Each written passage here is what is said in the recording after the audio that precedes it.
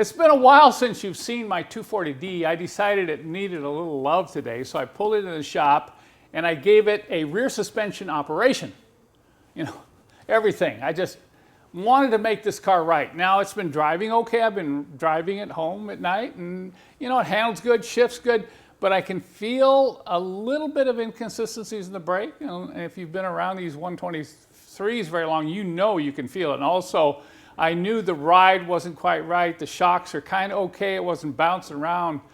But I decided I'm going to put some shocks on. I'm going to do the brakes. I'm going to do the sway bar links and the whole thing. So take a look. Isn't that pretty? Almost too pretty to drive. So I'll tell you what I've got here. But first I want to show you what I pulled off and show you the condition of some of this stuff. Here are the rear shocks I pulled off. And you can see that both of them have been leaking. See the moisture around the top on these Bilsteins? So I replaced it with Bilsteins. The rotors, you know, you're probably wondering why they're so rusty. That's because I washed down the brake system. But inside they were quite rusty. The brake shoes, and this one in particular, was hardly even showing any signs of movement. So I had to do a bunch of lubrication on the emergency brake system.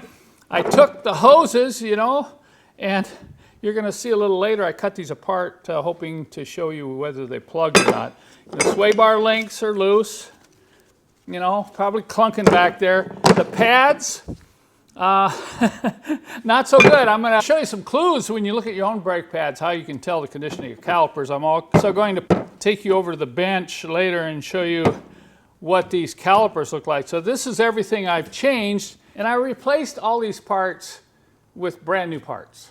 Even the calipers. But the rotors and the pads, they got my favorite rotors and they got my favorite pad. Let me show you those. There's no set sequence on how you remove and replace these components. I usually do the sway bar link next. You can see the ball socket is deteriorating.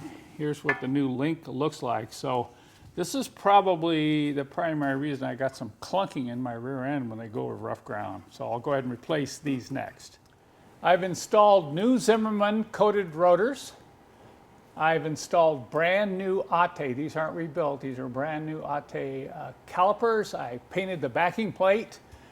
And now we're going to install the premium ceramic Brembo brake pads. I want all of you to be sure and thank Leonardo here for the great job in producing these great pads.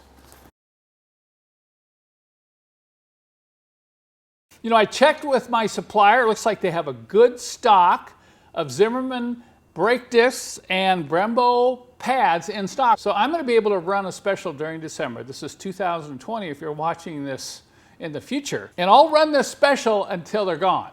You know, it won't be unlimited. And you're probably laughing, you know, every time I unbox one of these Brembo brake pad sets, I get kind of giddy. You'll have to admit, pretty cool, isn't it? So check this out. Even if you don't need a set of brake discs and pads now for your old Benz, you might want to pick these up and put them aside because I doubt whether in the future we'll be able to offer this again at this price.